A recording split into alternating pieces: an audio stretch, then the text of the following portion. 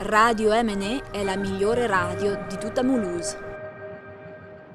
Anche dall'Italia vorremmo ascoltare Radio MNE e invece no, abbiamo Rossella, pazienza. On est de retour dans le Wunder Parlement, le retour. Il est 13h25 et c'est l'heure pour nous d'accueillir Jean-Luc Vertenschlag, la star de Radio MNE, le directeur bien aimé, bientôt plus pour nous parce que c'est notre dernière et il ne veut pas nous garder. Le Loftibus de Jean-Luc, à toi l'honneur. Oui, toujours un plaisir de raconter des bêtises en direct du Parlement européen. Et puis on va commencer par RGPD toi-même. RGPD, c'est le règlement général sur la protection des données. Un machin censé nous protéger sur Internet. Ça s'est discuté pendant des années au Parlement. Ça a été dur, il a fallu se battre. Et puis ça semble marcher depuis le 25 mai 2018. Sauf que, est-ce que le RGPD serait déjà mort-né ? En fait, les États-Unis, évidemment, comme d'habitude, votent des lois qui s'appliquent au monde entier. Et alors, avec Trump, il y a à peine 2 mois, nous raconte le Canard enchaîné, ils ont voté le Cloud Act, où, en gros, ils obligent à peu près tout le monde à leur donner tout ce qu'ils veulent, sans dire rien à personne. C'est-à-dire que les données personnelles de chaque internaute dans une société états-unienne ou qui a des activités aux États-Unis, eh bien, les États-Unis y ont accès. Et puis personne ne peut rien dire. Alors, et surtout, on ne te le dit pas du tout, quoi. Donc, RGPD, c'est bien, mais peut-être que c'est presque déjà trop tard. Enfin, une étude particulièrement intéressante, ça n'a rien à voir, mais à force de fréquenter des sites pornographiques, un adolescent sur 2 parlerait parfaitement hongrois.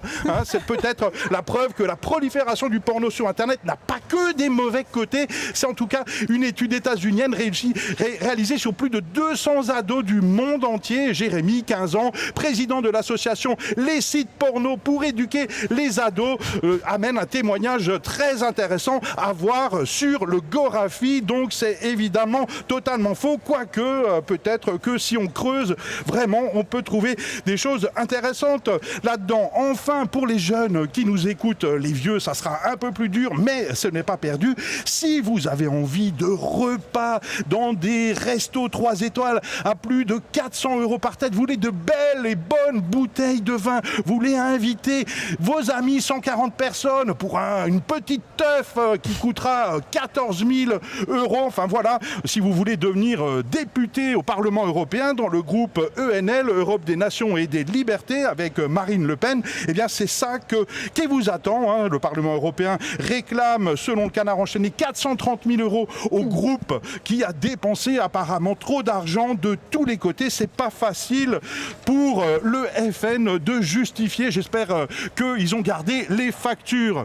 Comme notre député sungovien Jean-Luc Reiser se plaignait qu'avec ses 5 300 € par mois, il était en plus obligé de garder, de justifier quand il allait au resto, de garder la facture. Quelle souffrance pour nos pauvres députés. Alors on va peut-être terminer avec le plastique. C'est dramatique et oui. Et si l'Europe interdisait le plastique à usage unique, c'est en tout cas la Commission européenne le 28 mai 2018 a proposé une série de mesures qui visent à réduire l'utilisation du plastique. Une dizaine d'objets sont concernés, les pailles, les couverts de pique-nique, les verres en plastique à usage unique s'ils n'ont pas un couvercle attaché, et c'est sans doute une bonne idée. Alors maintenant, les négociations vont s'ouvrir, on va en parler au Parlement. J'espère que ça va mettre moins de 50 ans et que nos enfants pourront voir le résultat de cette loi. Soyons fous. D'une Europe sans plastique. Voilà. Merci Jean-Luc. Merci Jean-Luc.